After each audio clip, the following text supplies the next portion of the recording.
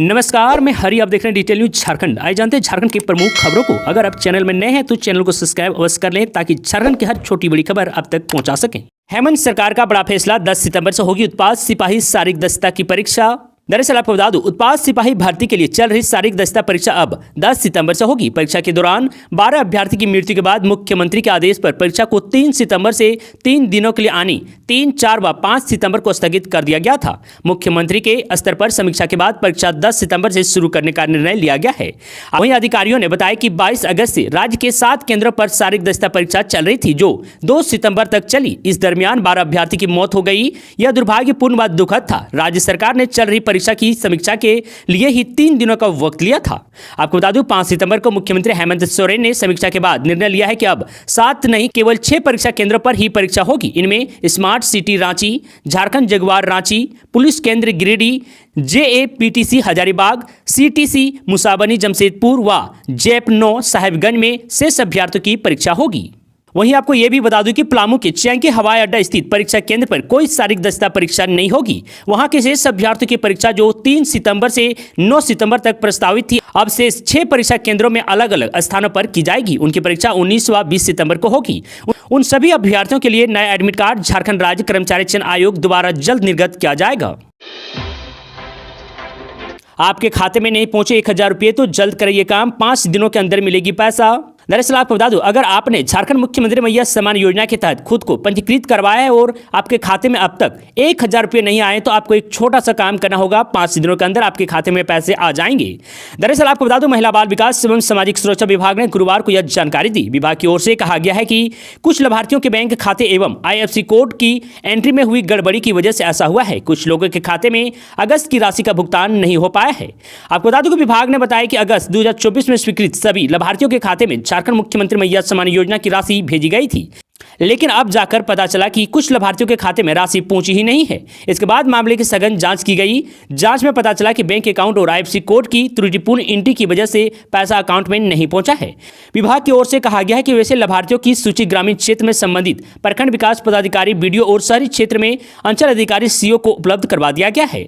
उनके कार्यालय में संधारित बैंक खाता संबंधित कागजात के आधार पर प्रविष्टि शुद्ध करने का निर्देश दिया गया है। वहीं इनके द्वारा बैंक खाता संबंधित विवरणी को योजना के पोर्टल पर शीघ्र अद्यतन कर दिया जाएगा। इसके बाद 5 दिनों के भीतर अगस्त 2024 एवं सितंबर 2024 की सम्मान राशि का भुगतान कर दिया जाएगा। 12 मौतों के बाद जागी ये राज्य सरकार, बदलने जा रही है पुलिस कांस्टेबल भर्ती से जुड़े ये नियम। दरअसल आपको बता दूं, उत्पाद सिपाही की दौड़ में 12 उम्मीदवारों ने अपनी जान गंवा दी। इसके बाद अब राज्य सरकार की नींद खुली। इस दुखद घटना के बाद CM हेमंत सोरेन ने भर्ती प्रक्रिया में कुछ बदलाव करने जा रही है। आपको बता दें कि उम्मीदवारों को सिपाही भर्ती के लिए 60 मिनट में 10 किलोमीटर तक दौड़ लगाना होता है। ऐसे में अब हेमंत सरकार इस दौड़ की प्रक्रिया में बदलाव करने का मन बना लिया है। सरकार अब भर्ती में दूरी और समय दोनों कम करने जा रही है। इसके बाद पुलिस विभाग ने सरकार के समक्ष 2 ऑप्शन भी रखे हैं। आपको बता दूं कि टाइम्स ऑफ इंडिया में छपी खबर के मुताबिक पुलिस विभाग अब कांस्टेबल भर्ती के लिए 5 से 6 मिनट में 1.6 किलोमीटर या 25 मिनट में 5 किलोमीटर की दौड़ के नियम तय करने जा रही है। यानी अब उम्मीदवारों को 10 किलोमीटर नहीं दौड़ लगानी पड़ेगी। झारखंड पुलिस के एक DIG रैंक के अधिकारी ने बताया कि सरकार दोनों के बारे में गंभीरता से विचार कर रही है। गौरतलब है कि झारखंड में चल रही कांस्टेबल भर्ती प्रक्रिया करीबन 80% पूरी हो चुकी है। ऐसे में यह बदलाव आगामी भर्तियों में लागू किए जाएंगे। इससे साफ है कि कांस्टेबल भर्ती के बची हुई 20% प्रक्रिया पुरानी मानकों पर ही होगी। झारखंड को 2 वंदे भारत की सौगात देंगे PM नरेंद्र मोदी, वैजनाथ धाम से जुड़ा काशी विश्वनाथ। दरअसल आपको बता दूं, प्रधानमंत्री नरेंद्र मोदी झारखंड को एक साथ 2 वंदे भारत की सौगात देंगे। इसके साथ ही वैजनाथ धाम और काशी विश्वनाथ वंदे भारत एक्सप्रेस ट्रेन से जुड़ जाएंगे। बाबा विश्वनाथ के दर से लोग सीधे बाबा वैजनाथ धाम और बासुकीनाथ के दर्शन करने अत्याधुनिक ट्रेन से आ सकेंगे। आपको बता दूं कि 15 सितंबर को प्रधानमंत्री नरेंद्र मोदी जमशेदपुर से संथाल परगना को 2 वंदे भारत ट्रेन का तोहफा देंगे। PM नरेंद्र मोदी टाटानगर से वैजनाथ धाम, काशी विश्वनाथ व दुमका रांची वंदे भारत ट्रेन को हरी झंडी दिखाएंगे। गोड्डा के सांसद डॉक्टर निशिकांत दुबे के प्रस्ताव पर रेल मंत्रालय ने वैजनाथ धाम से काशी विश्वनाथ व दुमका रांची वंदे भारत ट्रेन की मंजूरी दी है। गुमला को CM हेमंत सोरेन की सौगात, 188 योजनाओं का किया उद्घाटन और शिलान्यास। बस आपको बता दूं, गुमला जिला के सिसई थाना क्षेत्र अंतर्गत पंडारनी में गुरुवार आपकी योजना आपकी सरकार आपके द्वार कार्यक्रम के तहत झारखंड के मुख्यमंत्री हेमंत सोरेन गुमला पहुंचे, जहां उनका गर्म जोशी के साथ झामुमो कार्यकर्ताओं ने स्वागत किया। आपको बता दूं कि मुख्यमंत्री हेमंत सोरेन के गुमला आगमन पर आयोजित सरकार आपके द्वार कार्यक्रम के दौरान कार्यक्रम स्थल से गुमला में कुल 63,674.54 लाख की लागत से 159 योजनाओं का शिलान्यास एवं उद्घाटन किया। वहीं लोहरदगा जिला से कुल 36,786.28 लाख की राशि से कुल 188 योजनाओं का उद्घाटन एवं शिलान्यास किया। इस दौरान गुमला के कुल 1,50,678 लाभुकों के बीच 20,488.80 लाख की राशि की लागत से परिसंपत्तियों का वितरण भी किया गया है। वहीं लोहरदगा जिले से 12,091 लाभुकों के बीच कुल 1228.63 लाख की राशि का परिसंपत्तियों का वितरण किया। चंपई सोरेन का दावा, झारखंड में बांग्लादेशी घुसपैठी के कारण कई गांव में खत्म हो गए हैं आदिवासी।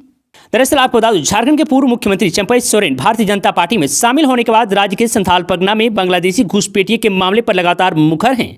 उन्होंने गुरुवार को कई गांवों के नाम गिनाते हुए दावा किया है कि घुसपैठियों की वजह से वहां की आदिवासी आबादी पूरी तरह से समाप्त हो गई है। चंपई सोरेन ने सोशल मीडिया प्लेटफॉर्म एक्स पर लिखा, पाकुड़ के जिकरहट्टी स्थित संथाली टोला में अब कोई संथाल परिवार नहीं रहता है। इसी प्रकार माल पहाड़िया गांव में आदिम जनजाति का कोई सदस्य नहीं बचा है। आखिर वहां के भूमिपुत्र कहां गए? उनकी जमीनों, उनके घरों पर आखिर किसका कब्जा है? उन्होंने हेमंत सोरेन के विधानसभा निर्वाचित क्षेत्र बरहेट के गिलहा गांव का उदाहरण देते हुए कहा कि स्थानीय लोगों से मिली जानकारी के अनुसार वहां एक आदिवासी परिवार की जमीन पर जबरन कब्रिस्तान बना दिया गया है। ऐसी घटनाएं कई जगह हुई है। पूर्व मुख्यमंत्री ने कहा कि संथाल परगना में लगातार हो रही बांग्लादेशी घुसपैठियों के कारण आदिवासी समाज के अस्तित्व पर संकट मंडरा रहा है। वहां दर्जनों गांव ऐसे हैं जहां आदिवासी खोजने पर भी नहीं मिल रहे हैं। उन्होंने सोशल मीडिया पर सवाल उठाते हुए लिखा, आप खुद देखिए कि वीरभूमि भोगनाड एवं उसके आसपास कितने आदिवासी परिवार बचे हैं। बाबा तिलका मांझी एवं वीर सिद्धू कानू ने जल, जंगल और जमीन की लड़ाई में कभी भी विदेशी अंग्रेजों के सामने घुटने नहीं टेके, लेकिन आज उनके वंशजों की जमीनों पर घुसपैठिए कब्जा कर रहे हैं। हमारी माताओं, बहनों व बेटियों की अस्मिता खतरे में है। 9 सितंबर को गिरिडीह में सीएम हेमंत सोरेन का होगा आगमन। दरअसल आपको बता दूं, गिरिडीह के गांडे में आगामी 9 सितंबर को मुख्यमंत्री हेमंत सोरेन का आगमन प्रस्तावित है, जहां गिरिडीह और धनबाद जिला संयुक्त आपकी योजना आपकी सरकार आपके द्वार कार्यक्रम का आयोजन किया जाएगा। आपको बता दूं, इसी के मद्देनजर विधि व्यवस्था व सुरक्षा व्यवस्था, साधारण यातायात व्यवस्था व अन्य व्यवस्थाओं को सुदृढ़ करने के उद्देश्य से उपायुक्त नमन प्रियेश लागड़ा ने पुलिस अध्यक्ष डॉक्टर विमल कुमार ने संयुक्त रूप से कार्यक्रम स्थल, फुटबॉल मैदान, तारा टाण का निरीक्षण कर तैयारी का जायजा लिया।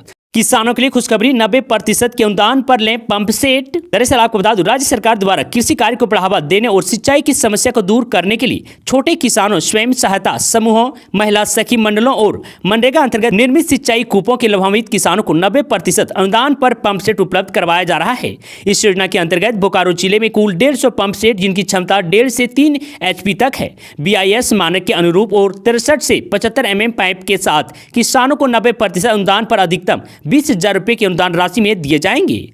आपको बता दूं, इसके अतिरिक्त बोकारो जिले के 20 चयनित किसानों को 3.5 से 5 HP तक के BIS मानक पंप सेट, 63 से 75 mm पाइप के साथ 90% अनुदान पर अधिकतम 30,000 रुपए की अनुदान राशि में प्रदान किए जाएंगे। साथ ही जिले के 10 किसानों को 1 HP के सोलर पंप सेट जो ट्रॉली मूवेल टाइप के होंगे 90% अनुदान पर अधिकतम यानी कि 90,000 रुपए की अनुदान राशि में दिए जाएंगे।